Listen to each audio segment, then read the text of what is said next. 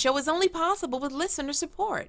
Go to www.thebenjamindixonshow.com to register for our blog, join the Progressive Army, and support The Benjamin Dixon Show.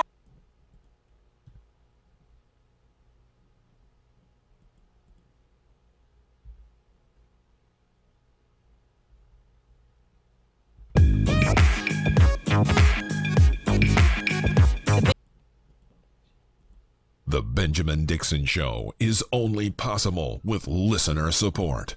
Go to www.thebenjamindixonshow.com to register for our blog and join the Progressive Army. And now, ladies and gentlemen, You're now about to witness the truth. It's the Benjamin Dixon Show. Welcome, ladies and gentlemen, to the Benjamin Dixon Show. We are live. It is Monday, June 27th, 2016. Thank you so much for joining us wherever you are. You could have been anywhere in the world today, but you decided to spend some time with us here at the Progressive Army, and I greatly appreciate that. I also want to thank all of our supporters. This is a viewer-funded show. We can't do it without you. Matter of fact, we can only do it with you. So I always want to take the time at the top of the show to thank our existing patrons as well as our new patrons. Whatever you contribute, I don't care if it's $1, if it's $200, $500 a month, whatever it is, I am extremely grateful for it because we couldn't do it without you. I was listening to an interview by with my homegirl Yvette Carnell talking about citizen journalism and what it takes to consistently deliver the quality of content that is deserving to be labeled journalism. And it really takes a lot more than just citizen journalists. It takes well-funded machines. And we are building a machine here, and we just need to fill the well-funded aspect of it. So if you want to support the Benjamin Dixon Show, as always, go to patreon.com/the BPD Show. I want to thank Joanne B. Thank you so much for your wonderful pledge over the weekend. Adam L., thank you so much for your wonderful pledge over the weekend. Aaron S., thank you also so much for your very generous pledge over the weekend. We can't do it without people like you and all of the other 100 patrons that are supporting the Benjamin Dixon Show. All right, there is so much happening in the news that... Well, the amount of news didn't make my head hurt. This last bit of news that came across my desk made my head hurt. And so we'll talk about the Democratic platform and the language on Israel and my dear Twitter friend Bakari Sellers jumping into the fray, impacting the DNC platform committee. We'll talk about that. I have to put that towards the end. The Supreme Court has been, June is always a very exciting month because the Supreme Court generally issues their rulings. Some of the most significant rulings this past weekend has been this past week, the last 7 days has been very significant on a lot of fronts. So we'll go over some of those. Also, over the weekend, this has been over the week, Brexit. Britain has chosen to leave the European Union, and to the dismay of global elites everywhere. And I think that's where I want to land. That's where I want to start. I'm going to start with Brexit. Not so much the step-by-step breakdown of what the European is and why Britain left in the referendum, because you can find enough explanations out there for it. I want to talk about the mental, not gymnastics, being mentally ambidextrous. The ability to be opposed to something, but not supporting those who are also opposed to it. Yeah, I can start there. And I think in that way, that's another way that the story about Brexit is analogous to what's happening here in the United States. Because I was reading a great not explanation, but just a deeper dive into the left critique of the European Union and the reasons that people on the left may have opposed the relationship that Britain had with the European Union and the disparity that ensued, right? But that didn't mean that people on the left generally aligned with the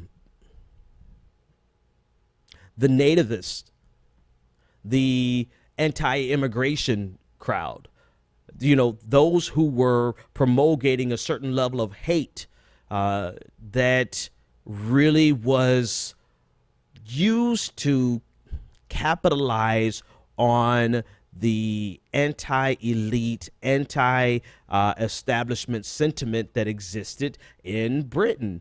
Now, if I hadn't said Britain, you really could have thought I was talking about the United States. And right there on that intersection is where these two stories, the United States, Trump's rise in the United States, and the exit of Britain from the European Union, they're very similar.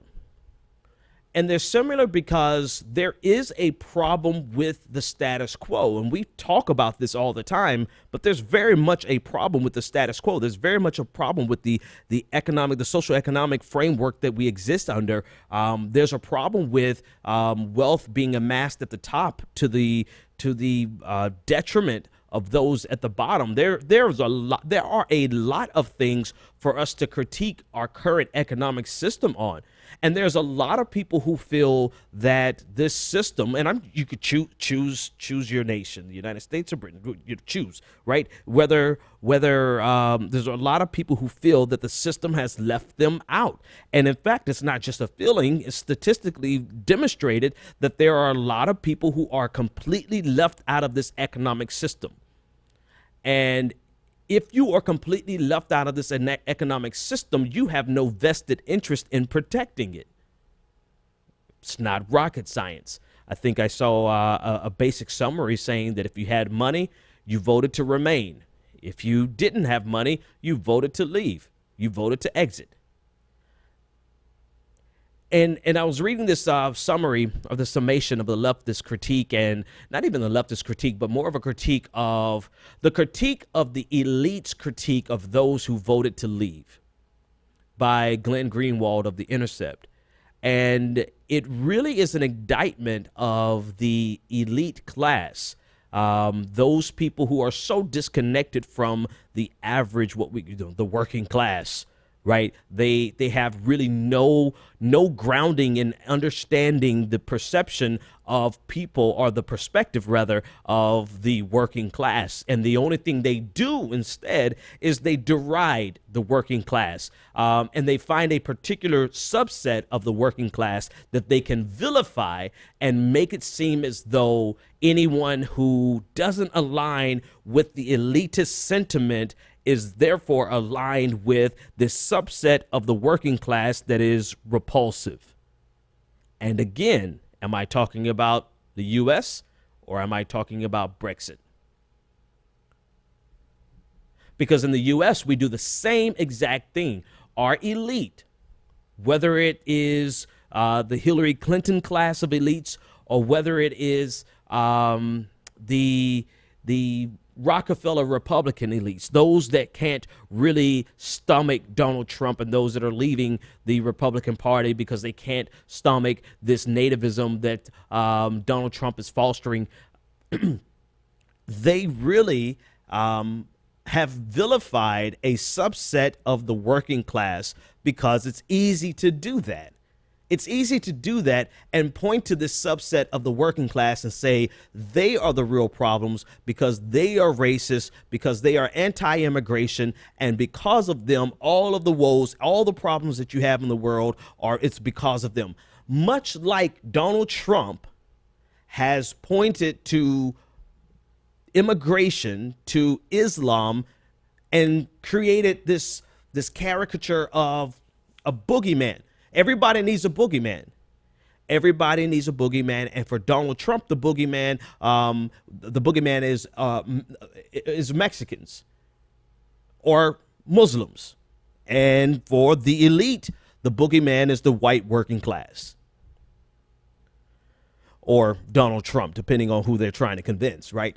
And so this article by Greenwald really pointed to the complete exasperation that people have when they have to choose between this elitist system that excludes them and the boogeyman that the elitist system puts up to try to convince you that even though this elite system is screwing you, we're not as bad as the boogeyman. And for Europe, or for Britain at least, the boogeyman was all of the terrible things that would happen if we exit the European Union. And the boogeyman was these nationalistic, these nativistic races that are a subset of the working class, right? They tried to make the racists out to be the entirety of the working class. And if you agree with anything, or rather, let me say it a little differently. If you didn't fight against Brexit, then you were synonymous with the racist nativists. Bring that to the United States of America.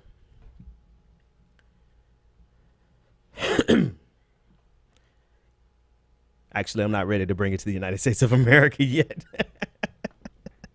I might, for valid reasons, I might bring it to the United States a little bit later. But right now, I'm not going to bring it to the United States of America. But still, it's this casual dismissal, and it's this not even casual. It is a very calculated dismissal of the working class, and this idea that the working class is the problem, because in that subset of the working class are the racist nativists who wanted to leave the European Union only to get rid of all of the immigration and all of the refugees and to make Europe great again, or to make Britain great again. So, and you actually have to read this article. And now, David, if you don't mind grabbing it out of the notes and throwing it into the chat room, because Greenwald actually quoted Chris Hayes from All In with Chris Hayes on MSNBC. Now, Chris Hayes made a great observation over the weekend with regard to Brexit. And he was saying he doesn't want a type of politics that is both the type of politics that forces you to choose between nativism and nationalism and a cosmopolitan finance capitalism. In other words, he doesn't, and I synthesized that down a little bit more and rearranged it a little bit and made it a little simpler for people to grasp it quickly. We don't want a politics that forces you to choose between a neo-Nazi or neo-fascism and neoliberalism. And that's essentially where we are, right? On a national level, we're at the point where we have to choose between someone who flirts with neo-fascism, someone who doesn't speak out against white supremacy, someone who literally has the support of Nazis, neo-Nazis, and who happens to also be a neoliberal. Let's not get it twisted. Donald Trump is just as much a neoliberal as the opposite side of the coin, which is Hillary Clinton, neoliberal. And so we're forced into this horrible choice on a national level. Either we'll find ourselves supporting someone. And now, again, Chris Hayes' context was in reference to Brexit. My context is in reference to the United States. It's the same exact paradigm. And so this is the place we are on a national and an international level in many regards, where the elites around the world who have a vested interest in protecting this system have no connection with the pain and the suffering, the economic pain and suffering of millions of people who a certain point have just completely rejected the system, and they're willing to say that they would rather take their chances with destroying the entire system, i.e. the European Union, than to continue to trust the global elites that have screwed us at so many junctions. That's a fascinating concept. It's not quite one that I personally can subscribe to yet. I'm almost there. And I understand a lot of people in my audience, you're already there. You've been there for a while, right? And good on you. You know, that's good for you. And I don't even believe that I don't know that I would ever get there to the point where I would either directly support or indirectly support a movement that is catalyzed, that uses racism, nativism, nationalism as a catalyst to promote themselves. Donald Trump is not out there to do anything but promote himself. Nigel Farage, I believe his last name is if you heard his interview the very next morning, all of his promises fell apart right before Britain's eyes, right? So they're there expressly to promote their own self-interest, using the anguish and the anger of the populations that have been eviscerated by this globalized, by not just globalization, but a very particular type of globalization, neoliberalism. And they do so on the back of hatred, racism, fear-mongering. I can't say that I'm at the point where I can no. I can say this. I would never directly. I want to make that clear. I could never directly, no matter my frustration with neoliberalism, I could never directly support something like Donald Trump, because he is both a neoliberal and he is someone who, at a minimum, gets the support. Not all perfect. Here we go. Not all Donald Trump supporters are racist, clearly. Some of them are really good people. But all the racists and all the neo-Nazis and they are all falling in line behind Donald Trump because he's giving voice. He's giving a platform. He's given the anointing, the seal of approval, right? So me personally, and I'm hoping that people in my audience, I hope that as frustrated as you may be with the system, that you're not at the point where, oh yeah, hell, Donald Trump. Because you're not erasing the very problem that you've identified in neoliberalism. You're just bringing neoliberalism married with neo-fascism. Because don't get it twisted. This is the difference between Europe, Britain leaving the EU, and Trumpism is not that getting Trump into office would have the ability to bring down the entire system like the domino effect of Britain leaving the UK. I mean, God, the EU. It's there. That's where the parallels fall apart, because Donald Trump getting into office would not bring an end to neoliberalism by far. And to me, it will make an insurgency out of the current Democratic Party. Can you imagine? And I'll take this caller. Can you imagine the fundraising that will ensue if Donald Trump becomes president? I mean, on day one. I mean, before the inauguration on November 7th, November 8th, if Donald Trump becomes president, the fundraising that will be poured into the current Democratic Party would only go to bolster it. Only. And so to me, as I look at Brexit and I say, and I can see that people are so hurt economically and so left out of this global elite system that they have no vested interest in protecting it. None whatsoever. Why would somebody with no investments, with nothing in the markets, be concerned about the crash of the markets caused by the Brexit? Why would somebody who can barely already afford food Be concerned about the drop in the value of the sterling. Why would somebody who is already screwed by a system be concerned by the system itself getting screwed?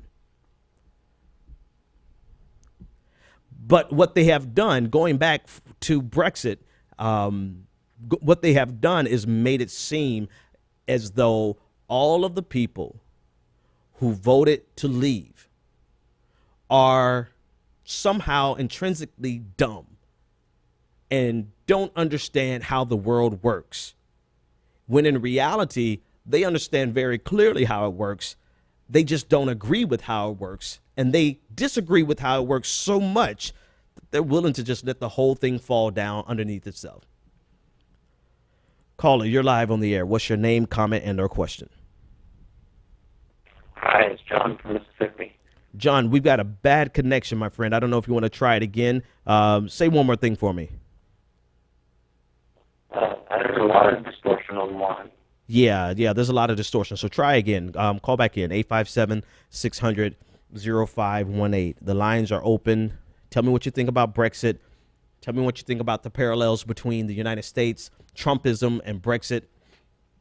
I think the global elite, I think the top, not just the top 1%, but also the top 1%, the people who've gone to the top schools, the education elite, the political elite, the media elite, all of those people who are so far removed from the average ordinary experience of the average citizen of the world, right? Not just America, but citizens of the world.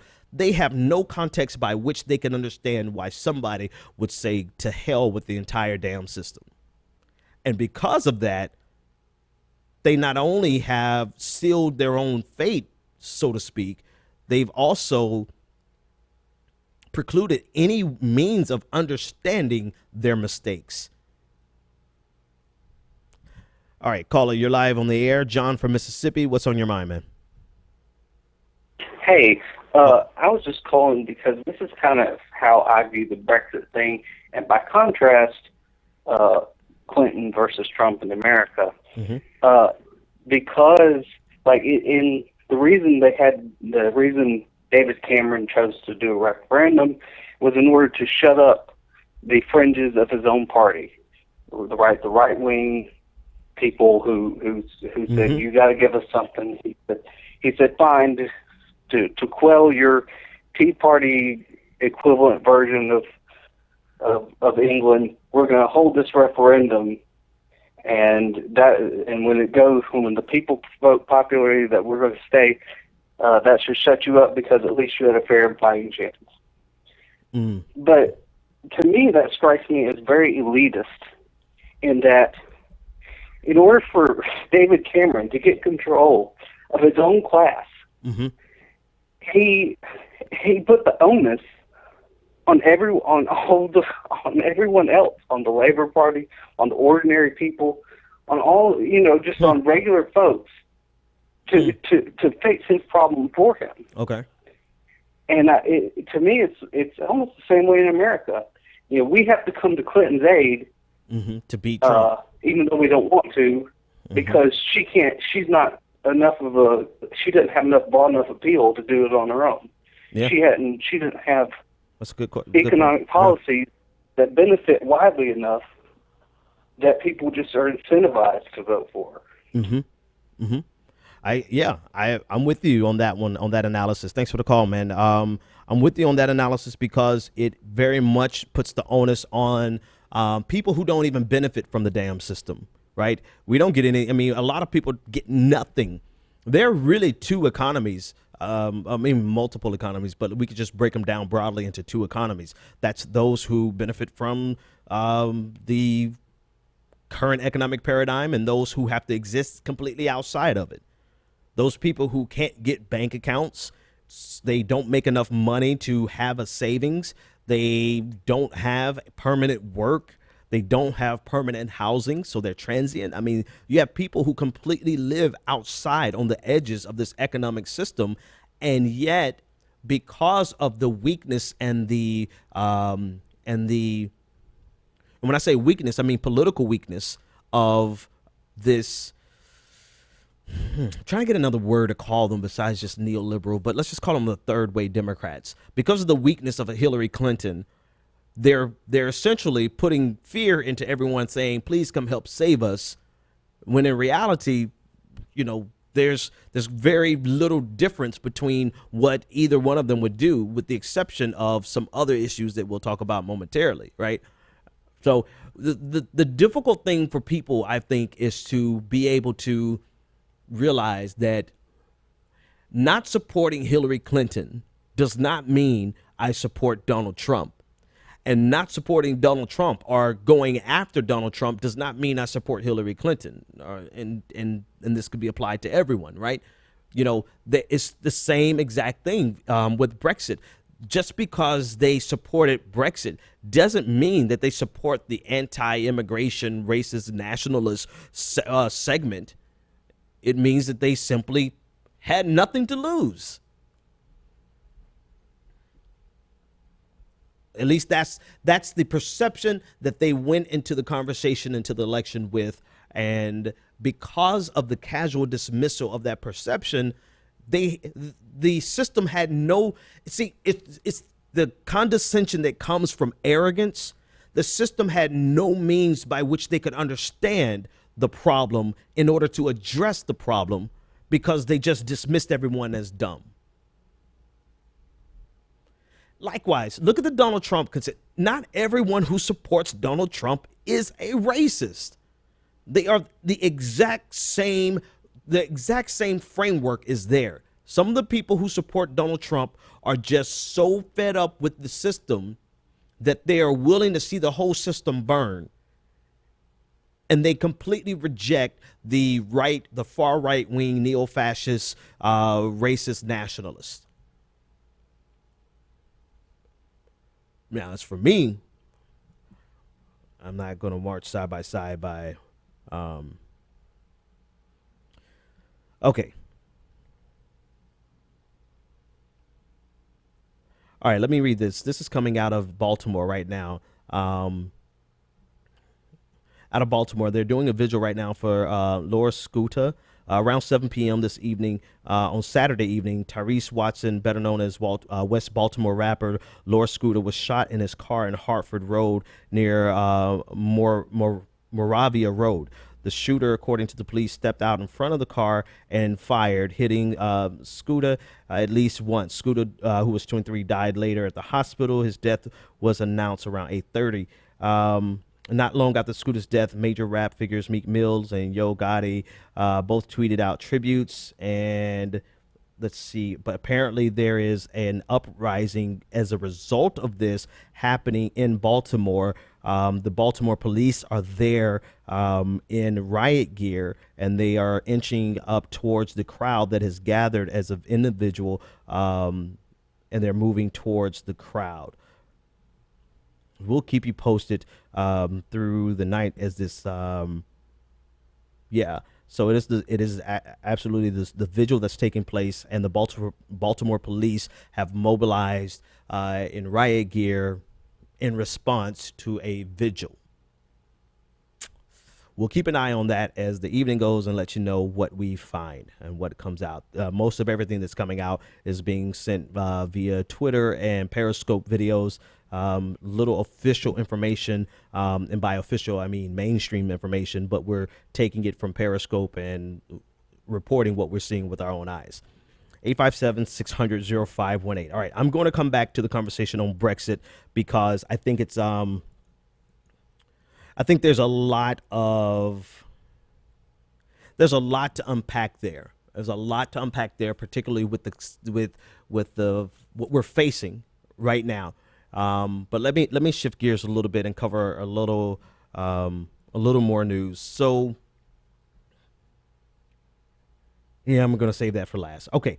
So the Supreme Court has come down with quite a few decisions. So let me just read down the decisions that were made. 4 of these, I believe, were made today. The domestic violence decision in a 6-2 vote. The Supreme Court voted prohibiting people convicted of domestic violence from purchasing a gun in conjunction with federal laws on violent offenders. And essentially what this does is it confirms a classification of domestic violence that is already, if you fall into that particular classification, you already are unable to purchase a gun. So this is not going one step further and simply stating or making it into law that someone who is guilty of domestic violence cannot buy a gun. But based on the laws that are already on the book, this is in conjunction with that. Anoa is going to be on the show later tomorrow to discuss that in depth. On HB2, with no evidence to support HB2's claim of being pro-women's health, the court voted 5-3 to strike down 2 out of 4 restrictions that doctors must have admitting privileges at nearby hospitals and that clinics must have hospital-like standards for outpatient surgery. 13 other states have similar requirements. The McDonald corruption case. The Supreme Court threw out McDonald's corruption conviction. And if I'm not mistaken, it was unanimous. Let me see. I believe it was unanimous. And essentially saying that the actions of McConnell were not necessarily. And actually, let me back up real quick. So yeah, it was unanimously. They threw out the conviction of former Virginia Governor Bob McDonald. The 8-0 decision left the possibility that he would be retried, but in the meantime, his conviction was vacated. Interesting decision that one reviewer said it would make it more difficult to try politicians for corruption. So we'll unpack that a little bit more when our resident legal scholar, Anoa Changa, is on air. Last but not least, what else did I want to cover? That's it from there. Let me go to this. Let me go to this next caller, and then I want to talk about the Democratic platform fiasco that happened over the weekend, and discuss a little bit further how difficult it is for anyone to support this current Democratic Party. But then also to discuss how difficult it is to sit by and allow someone like Donald Trump to ascend to the presidency. Caller, you're live on the air. What is your name, comment, and or question? My name is Isha, and I was getting back to the comparison with Brexit, the Jeremy Corbyn situation, and Bernie Sanders. Although, to be honest, Bernie Sanders is like Tony Blair when you compare him to Jeremy Corbyn. It's like not even real, like. But the thing is that, oddly enough, the UK press has been kind of Sandersing Corbyn. Like, even though it was Cameron that kind of made the Brexit vote, the moderate wing of the Labour Party has been, who is the neoliberal wing, who has abandoned the actual labor movement for more corporatist policies, have been trying to get this as a coup to get rid of Jeremy Corbyn. And today there was a large demonstration in support of Corbyn, where in Trafalgar Square, almost like 500,000 people came to London to support Corbyn. But what I found very disturbing is that 500,000 people, including Pakistanis, Indians, Africans, they all came to support Corbyn, but it was like the same exact trope of Bernie Bros. But instead, J.K. Rowling disappointed me, the author of Harry Potter, and tried to say that Jeremy Corbyn, just because there was a supporter saying that we need to get rid of the traitors, as in the traitors in the Labor Party who are like eradicate, eradicate the infidels or something like that on his T-shirt. But go ahead. No, eradicate the Blairite traitors or something like that. Yeah.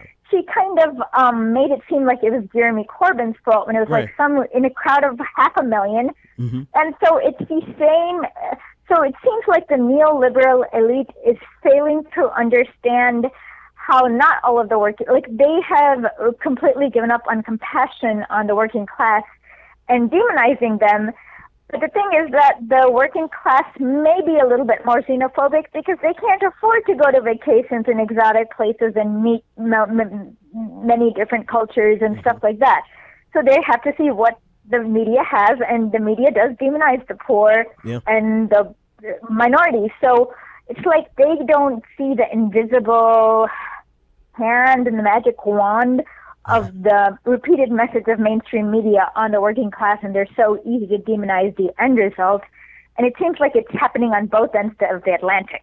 Do you agree? Or yeah, I agree with so much that you said. And actually, let's talk about it a little bit. So a couple of things that you pointed out was I love what you said. What did you say? The burnitization, like basically they're doing to Jeffrey Corbin what they did to Bernie Sanders, particularly from creating a singular narrative of his very diverse support. And using that single narrative and casting it in the most negative light possible, and either purposefully or unintentionally, because I'm curious about J.K. Rowling, right? I wonder if she's purposefully doing this to the detriment of the working class, which I would say some people clearly are, right? But then you have some people who are just moving into this not neoliberal, but this liberalism of, let's just talk about the problems. Let's not vilify anybody. Let's not shout at anybody. And you have some people who identify with that, particularly compared to Sacramento this weekend,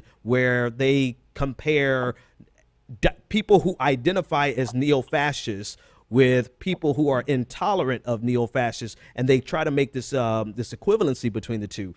So I said all that to say is that it's fascinating. It's completely fascinating that people do this. It's like a universal thing right now, right? And it makes me, in a sense, it frustrates me, but it also casts our narrative in an international sense versus just being one of an American struggle. This is a global struggle, right? There's a global struggle between corporatism and I don't want to, I don't have a generalized word for the left-leaning movements but we'll just call it progressivism for now. So corporatism and progressivism, it's a globalized fight right now. And the people in power, the people with wealth, the people with the media platforms are doing exactly what you said. They're focusing in on the very worst. They're getting the smallest sample of the very worst of a crowd of 500,000 people, and they're using that as a means of opposing a progressive movement, like Jeffrey Corbin Jeremy. Thank you, Jeremy Corbyn. So I for one think that it is a uphill battle that we have to be smart about.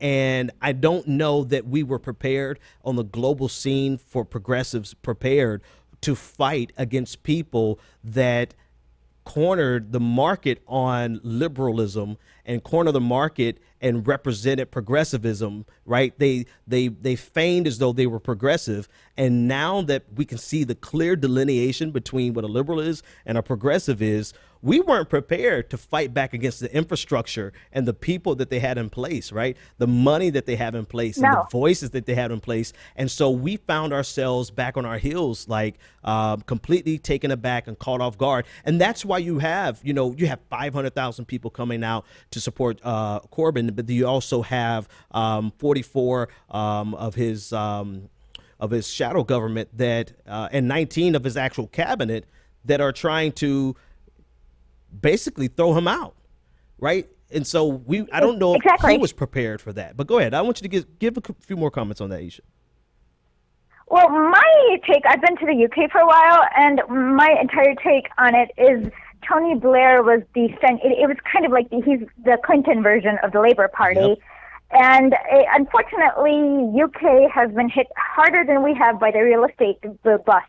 I mean, people in London can't, unless you're really, really rich, London rent, New York is cheap compared to London rent. So if you're poor, you have to be out into the boonies, into the shires. And the poor, outside of the London area, it's much quieter and much worse economically. But the one thing they do have is they have a better welfare state than we do. Right.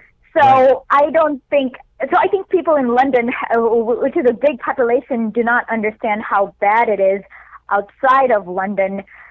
because they never bothered to go out and check. And so it's they're just so to them they see this one world where it's like Corbyn looks disorganized and he spouts extreme leftist things, but those are the things that are needed in order to send UK back on its track. So to me, at least, it seems like I don't know what their intentions are, but they seem to have like a one-track mind because they can't see outside of their life. Yeah. Yes, if you can even afford an apartment in London, you are pretty rich. They don't realize that the poor have been kicked out. Exactly. And I love what you said earlier. Thanks so much for the call. I love what you said, how compared to Jeremy Corbyn, Sanders is more of a Blair, right? Corbyn earlier today said something that really we could never say in the United States, not yet. He said that I was elected to, and actually I want to quote him exactly. Let me pull it up off of my page on Twitter. He said that I was elected to, 2 seconds and I'll be there.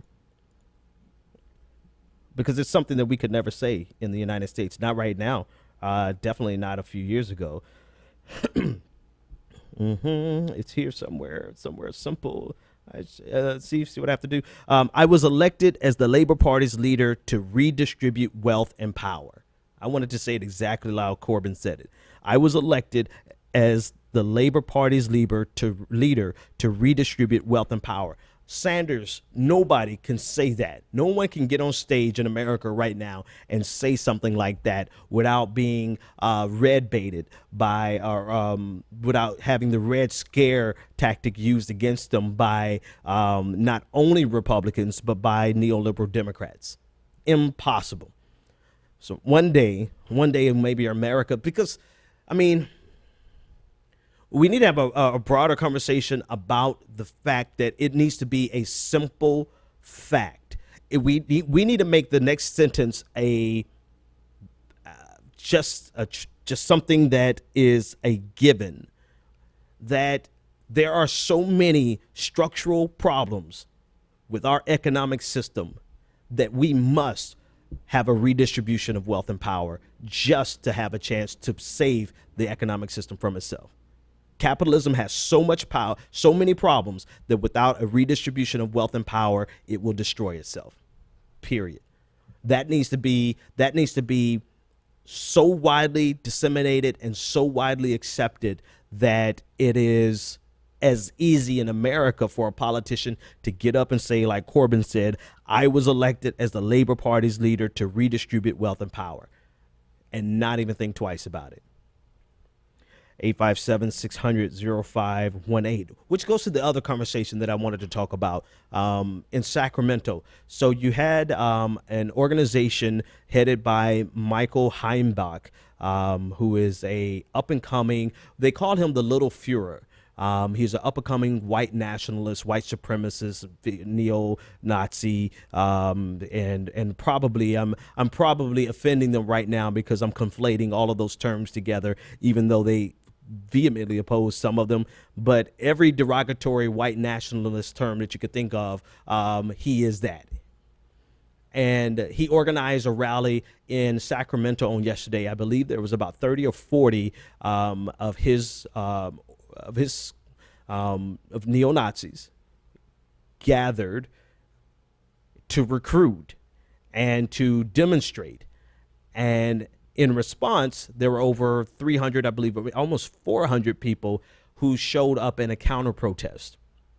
Now, it turned extremely violent. I believe 10 people were hospitalized, 7 were stabbed. Some people were in critical condition. It was a melee. If you watch the video, you can see, you can't tell who is doing what. All you know is there's a lot of damn violence going on there. There was some footage of two white nationalists who essentially had their heads split and blood gushing from their heads. And so it was a confrontation. No, not clear at the present moment on who started the confrontation, other than the fact that you had people there to demonstrate for their white nationalism and white supremacy, and you had counter protesters show up. I set it up that way because there is an ongoing debate in liberal circles about the means and the manner in which we oppose things like neo-fascism, white supremacy, white nationalism, those types of ideologies that in many ways they have an intrinsic violence to them. Right, their end goals in many respects is one of violence. And so there's a natural repulsion that liberals express when they see people be intolerant to intolerance. And I can understand that, right? I mean, let's just be transparent. I could be 100% understand why you would not want to co-sign violence being used as a means to suppress a violent ideology. I get it. But what I don't get and I don't go for is this false equivalency that's made to say that people who oppose fascism are fascist. And that's essentially what J.K. Rowling said, the author of the Harry Potter series, billionaire liberal. She essentially, and this is across the pond, she equated one of Jeremy Corbyn's supporter who had on a T-shirt that said we need to eradicate the Blairites, I believe it was the language. And she equated him as being a fascist compared to what they feel is fascism and proto-fascism in the UK, right? She made this equivalency. And to be sure, fascism is a real specific ideology. And I think what happens is, and it's worth pointing out because this false equivalency is problematic, but I also have a problem with the misusage of terms, right? You know, if you want the right term, maybe the term you want is intolerant, or maybe you want the term, maybe you could even go with authoritarian, right? You know, the forceful suppression of an ideology, right? Maybe, but it's not fascism, because fascism is very specific, has a very specific place in history, and has had a resurgence post-World War II, and it remains today. But the false equivalency to say people who don't tolerate intolerance are just as bad as the intolerant, you know, that's kind of a quagmire, because what are we going to do? Are we going to negotiate with people who want to kill us? Are we going to negotiate with people whose entire ideology is the supremacy of one race over the other? I don't know. I'm not, you know, we can't passively sit by and allow, I was talking with Tom Hartman, you know, today, and we were talking about this. Do you want your white nationalists and people, not just white nationalists, right? Any type of nationalism that seeks to suppress another identity, right? Any type of identity, any type of ideology that seeks to oppress and suppress so that they can elevate themselves. Do we want that private? Do we want that hidden in the background? Do we want that pushed and suppressed? Or do we want that open and public and empowered? And I don't think anybody in their right mind actually wants it open and empowered, but giving voice to it, giving a platform to it, allowing it to grow unchallenged. And I think that's the difference. Just as much as those neo-fascist white nationalists had a right to be out there in Sacramento yesterday, those counter protesters had every right to be there to challenge them every step of the way. And the idea that we would allow fascism to have a safe space in our public square where it cannot be challenged by people who are just as vehemently opposed to it as they are them is ridiculous. Is completely ludicrous. I'm not a proponent of safe spaces, and by safe I mean you do not have a pass to espouse your ideology in public without being challenged. There's no safe space for that regard. And I don't care if you have the same exact ideology as I do, right? I'm here projecting my voice into the public square. I don't have the right to do this without someone else having the equal right to challenge me on it. That's just how the world should work, in my opinion. And so you should, sure as hell, if you know I'm not for safe spaces for liberals or progressives, I'm sure as hell not going to be for safe spaces for Nazis, for neo-Nazis. And so where I would not have, me personally, I would not have seen it or wanted it to escalate to violence. I guarantee you they should be there. They should have been there in their face. They had every right to shut it down, because for every protest, there is the right to have a counter protest. And I think that's where I part ways with some liberals, because many times they want to give voice or seem so tolerant that they would give space and voice even to ideologies that want to kill and destroy for the sake of seeming tolerant. Let's have a conversation about it. Let's just, and the same thing with Islam, right? We were having a conversation with Kieran Opal a few weeks ago, right? There are liberals who have a propensity to try to protect Islam from everything, even a reasonable critique. Like, you can't even have a reasonable critique of it.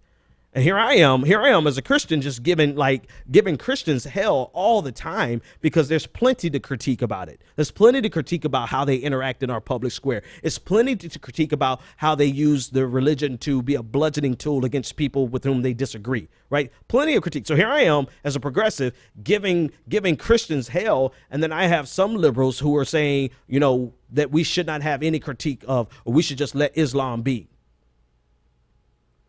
Same exact thing.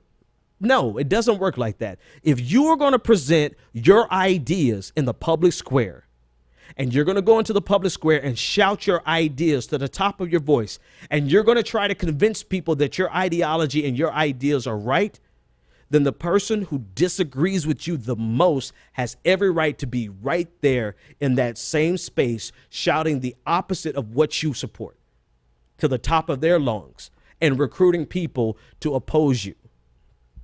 There is no safe space in debates, in political debates. Nobody gets a free pass. Nobody. Fill in the blanks. Everybody in between. 857-600-0518. I got a few more minutes before we have to get out of here. Couple of other things. Okay.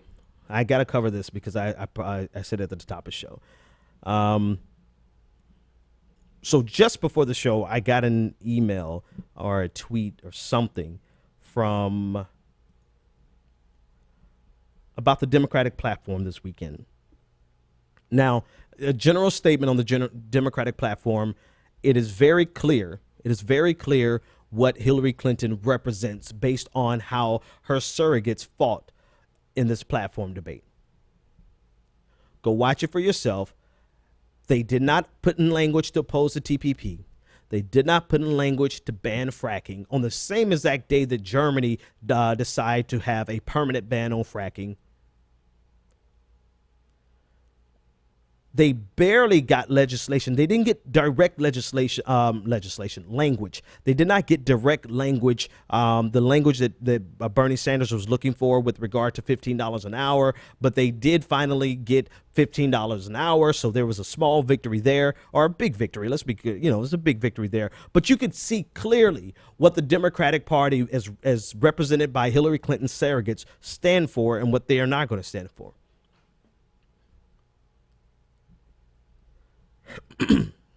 One of the most contentious moments of the hours of bickering and negotiations was the question of Israel and Palestine, and the language that the Democratic platform would have with regard to Israel and Palestine.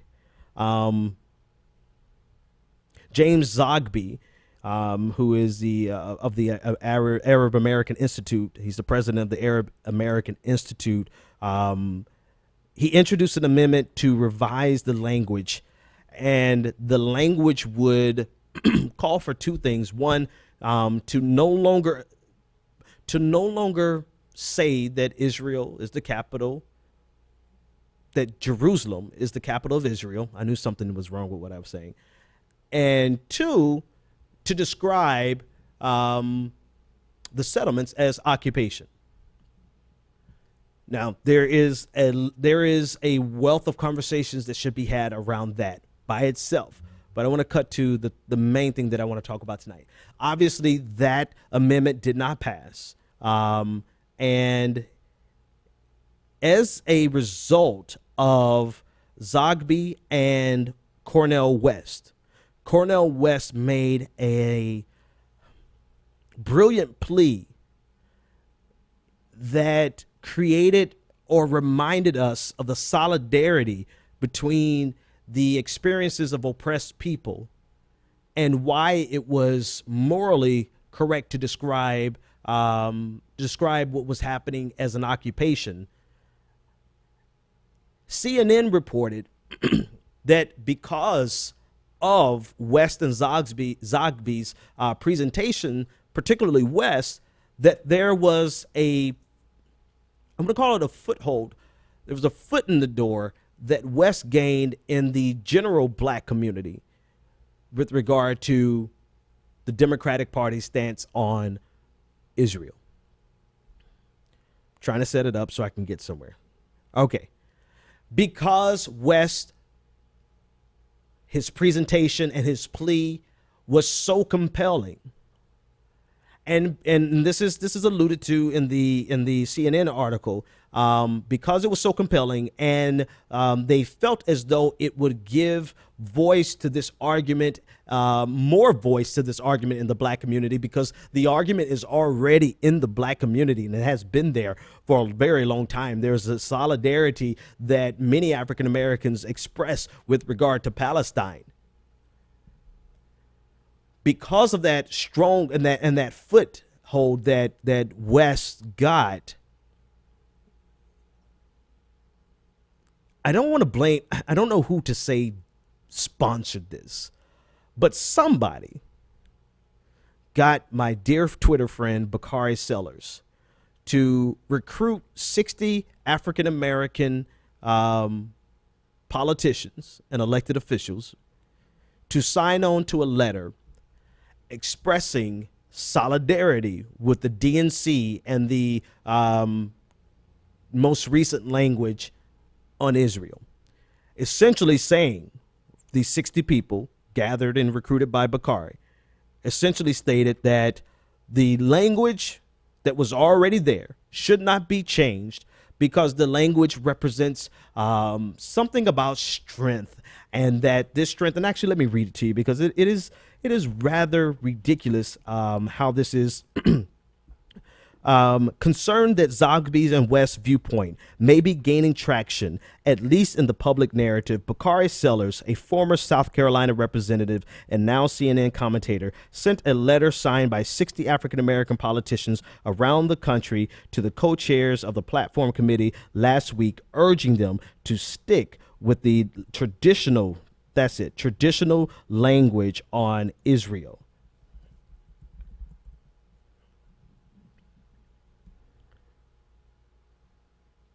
And the excuse, of course, was that this language has served the Democratic Party so well, and this language has been a strength for the Democratic Party, and that we should not undermine this strength and this language. All right, here's my problem. Described it the best way I could. I just got this before the show started. And I'm going to have Rania Kalik on later on this week. She's going to discuss it with me, along with Matt Sinkowitz. He's going to discuss it as well with me, possibly on 2 different days, but we'll see. Here's the problem. And Rania Kalik outlined this so beautifully in her post. I already retweeted it. I want you to go read it. But it is the most cynical and the most nefarious type of identity politics being played to give the impression that there is some type of solidarity in the black community against a pro-Palestinian, or at least recognizing the humanity of Palestine. And they won't even say it like that. Of course, they'll say it in a positive light, that it is pro-Israel and that we should just leave everything alone because it's okay. It's pro-Israel. And to have this letter sent and presented. Now, whether or not this letter has any effect or any bearing remains to be seen. But the mere fact that they would go and recruit 60 African-American politicians to try to assuage the fears, or to try, not even the fears, that's not what I wanted to say. What I want to say, to try to reduce the traction that Cornel West got with his appeal, and that Zogby got with his appeal in the national conversation, and then to do it by using black faces, is the most cynical form of identity politics that I've seen yet. Because it's one thing to have these politicians oppose Bernie Sanders because they think he's some type of, I don't know, whatever. At least in that case, they were creating a narrative that was directly connected to the African American experience. It was a bullshit narrative. It was a false narrative. It was completely untrue and should have been crushed from day one. But at least it was one that was remotely, directly connected, not remotely, but directly connected to the African American community. This, on the other hand, is not directly, this appeal by these 60, and at least not yet. I've asked Bakari to explain. Help me understand, Bakari. Why? Why did they use you to do it? One. Two, why did they use it and cape it in black voices? And then why, with those black voices, cape for the traditional language?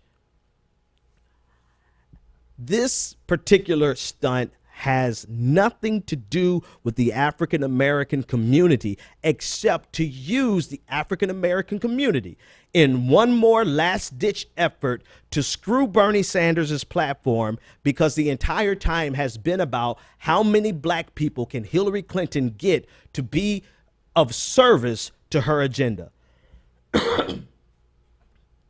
Because what better way to try to stop Bernie Sanders than with the strategy that they've been employing this entire damn primary?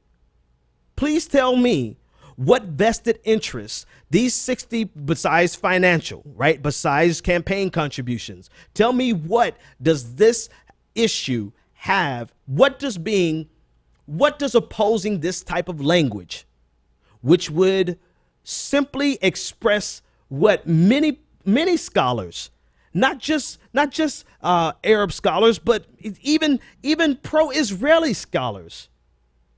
Again, I don't want to get into the actual argument. What I want to point out is that to use black people in such a disingenuous way, as a plot, as a toy, as a tool to oppose Bernie Sanders' platform,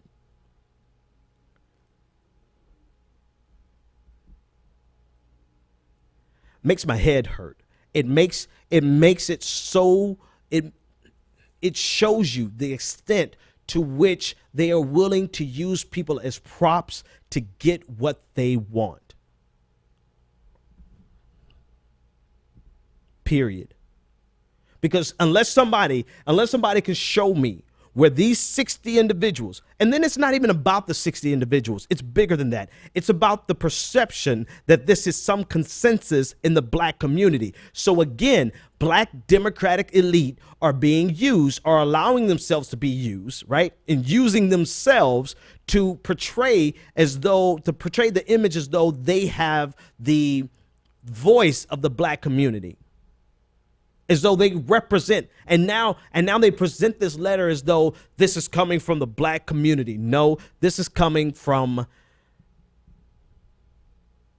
some people that I disagree with, very much so. And Bakari, you're more than welcome to come on the show and help explain this. But inquiring minds want to know, Why was this created to be a representation of the black community? And until somebody else tells me why, then I have to go under the assumption that I've seen being done this entire campaign season, which is use black people as a firewall to protect Hillary Clinton's agenda. And that's exactly what this is being used as. All right, folks, I have a person who's been online waiting so patiently. Let me take this last call, and then we're out of here. Caller, you're live on the air. What's your name, comment, and or question? Am I coming through okay? Yeah, coming through beautifully. What's your name? Excellent. My name's John. I'm from Iowa, and I just want to talk some general thoughts about the Democratic platform. Go for it. Basically, it really strikes me basically all the Clinton and all her surrogates basically seem to have completely. You could tell they've grown accustomed to the thought of always getting their way, and. It strikes me that their attitudes towards Bernie Sanders and his supporters, having demands of the Democratic Party, it's incomprehensible to them, and they've really lost touch of what a large political party is supposed to be. It's supposed to be a coalition of different groups whose interests aren't always necessarily aligned. In fact, sometimes they might even be contradictory towards one another, but they've agreed that it's in their common interest that they vote for the same people and they will all share in the political power. But the only way you can enforce that uneasy truce among that coalition is to give concessions to each of the groups. Right. And that the Clinton people have not done that it blows my mind. They're just, as you can tell, I'm a Bernie Sanders person, obviously. And it strikes me, if I was a really cynical kind of Clinton surrogate, my approach to this would probably be, throw them a bone, these weird leftists. It's not like the platform's, binding or anything. Right. Just throw them a bone, let them have this victory, let them have their day. And then, and then we could say, hey, okay, we conceded. Now you guys will come vote for us, right? But they just won't. even do that. They're so adamant about stomping us out. And when you consider that Bernie Sanders got 45% of the pledged delegates, and so by extension 45% of the popular vote in the primary, I mean, I understand why from their perspective. This is basically the tactic they've been able to do to win presidential elections, just run on that fear of, well, you're not going to let the Republicans win, right? But this time it's like, no, you don't understand. Like, the scale of the resentment towards the establishment this year is way too big for them. So anyway, just some general thoughts I need to get off my chest because, man, everything about the platform just made me so angry this weekend. No, those are some great points, man. Thanks so much for that call. And you're right, man. It's like they're not even. We're going to be mentally ambidextrous before we're done with this election. All right. Now I'm going to say what I have to say. They're so arrogant that they don't believe they have to give a single inch.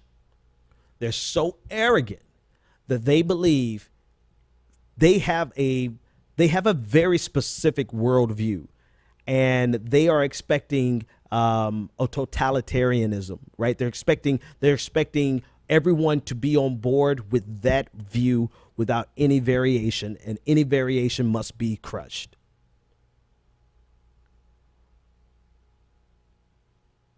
Because how else could you explain them not being willing to even give a Democratic platform, which is pretty much ignored for all intents and purposes?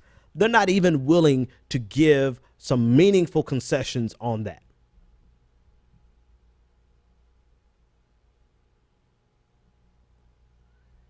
And I don't think it's because they believe they can scare people into voting for them this time around. I think they really believe in, they believe that Hillary Clinton is going to receive the Obama coalition. They really believe that that the working class vote is diminishing so much that it can almost be disregarded. I think they're betting there. I think they're betting there more than anything else, because if this was about them thinking they could scare people away from or scare people to Hillary Clinton, then they wouldn't be spitting in their eyes of, like, right now, they are still, some of her top surrogates are out here trying to do their best to literally crush Bernie Sanders and his supporters. So to me, it's really not about them trying to salvage anything. To me, I think they are saying, go your way.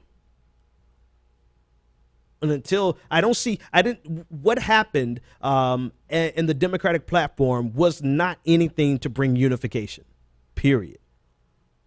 End of discussion. And so they are too obsessed with getting exactly what they want. And this is, I've been telling you, I've been saying it, that the Clintons don't know when to stop. And that is the source of probably 90% of their scandals, of the scandals that were actually real. They don't know when to stop. They overestimate their ability to get away with certain things. And in this case, they don't know when to stop, or they just simply don't care. They don't care. And they feel like they can win, which is another form of them not knowing when to stop. Now, this is what I mean by being mentally ambidextrous. This does not mean that I can sit idly by and allow someone who is equally neoliberal as Hillary Clinton, someone who would be equal on foreign policy as Hillary Clinton.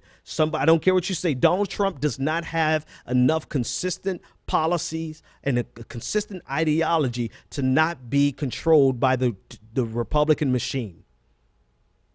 Donald Trump is in it for Donald Trump, and he would allow the Republican machine, this militarization, this military industrial complex. He would allow that machine to do what it always has done. I cannot sit back and sit idly and let someone who is equally as neoliberal and gives voice to neo-fascism to get in power. Doesn't mean I support Hillary Clinton. No, does not. Now, this goes right back to what I was talking to Tom Hartman about this morning. We're stuck. We're stuck on a national level between neoliberalism and neoliberalism meets neo-fascism. I'm not going to tell you what to do, and don't tell me what to do. Let's just realize that after this election, it is 100% about how we organize to bring a progressive agenda to the nation, period.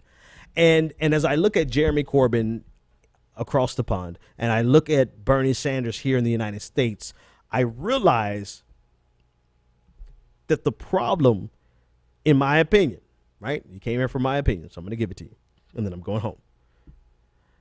I realize that the problem is the fact that the progressive movement was not ready to capitalize on this moment.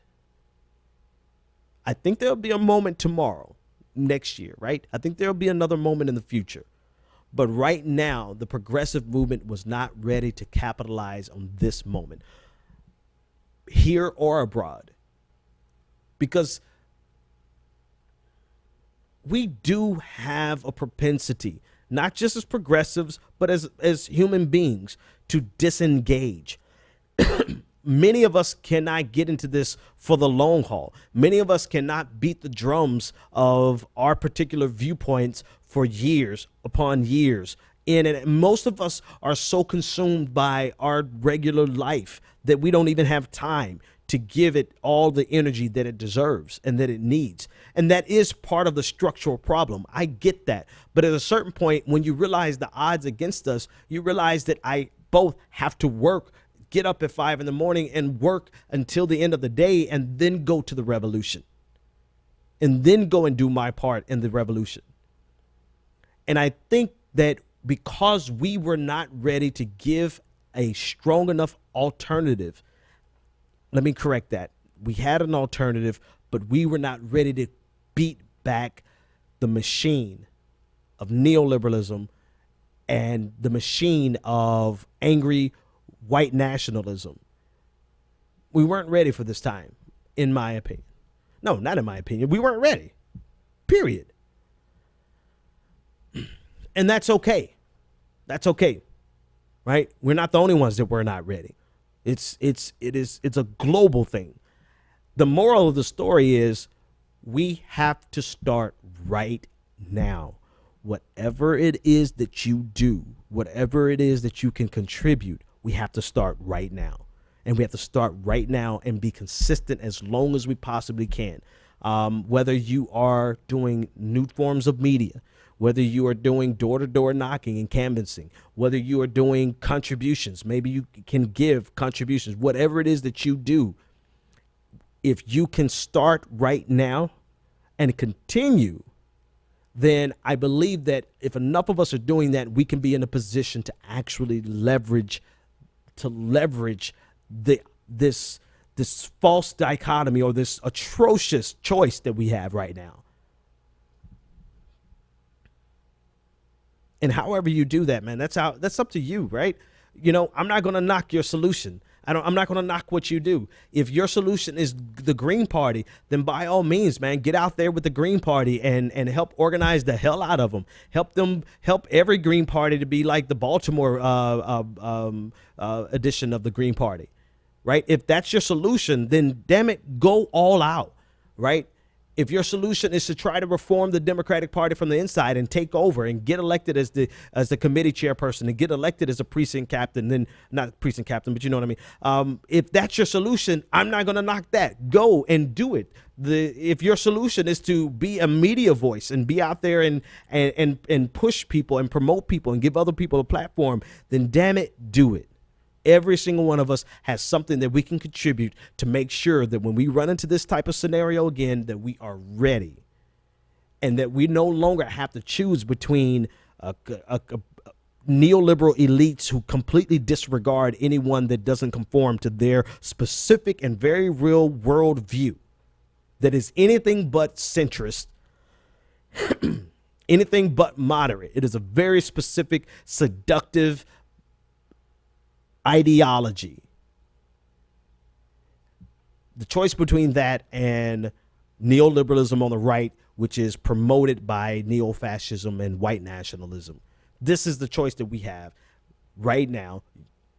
Whatever you decide, that's up to you. But for me, I got to look at November 8th, the day after the election, whatever day that is, and that's where we put our work in. That's where we put our efforts in.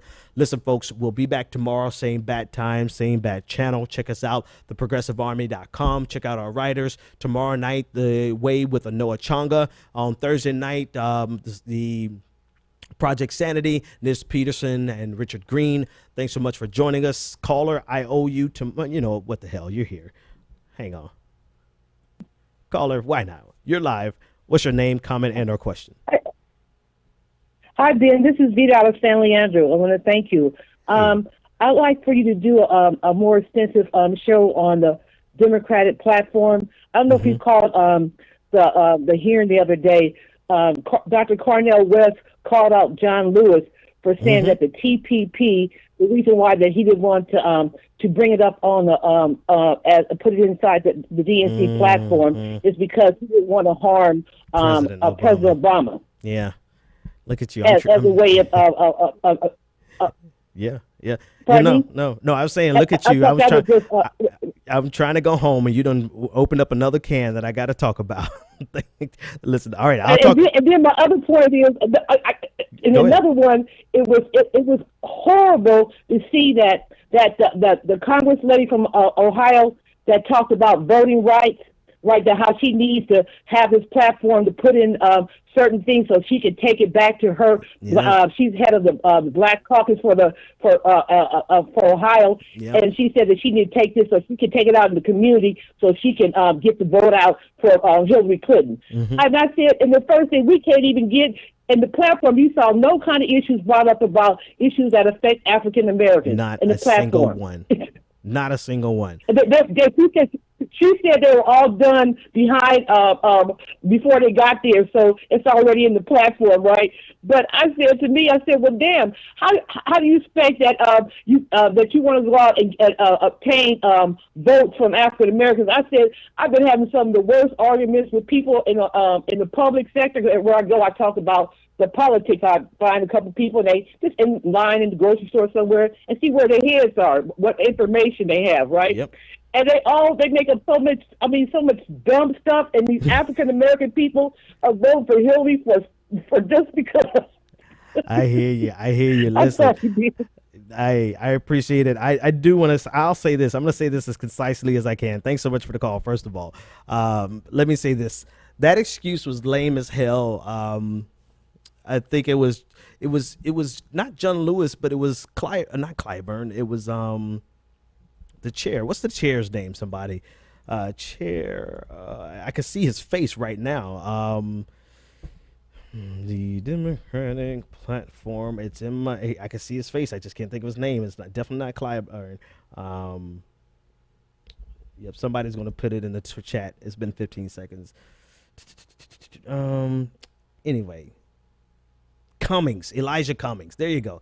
Goodness. Elijah Cummings.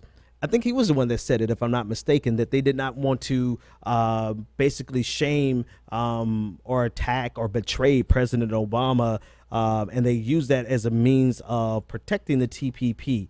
But here's the thing. Here's the irony of that, right? And Zaid Jalani, he actually tweeted this out earlier, which is brilliant, right? They did not want to challenge or betray President Obama on the TPP. But they had no problem differing with President Obama on the no-fly zone.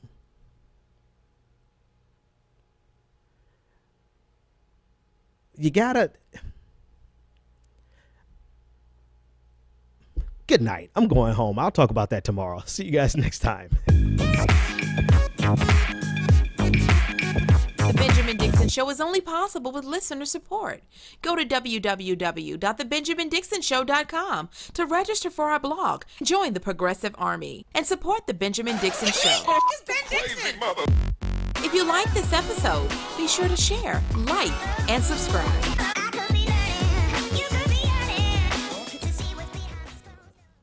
Consider becoming a Patreon. Go to www.patreon.com/The BPD Show and support The Benjamin Dixon Show.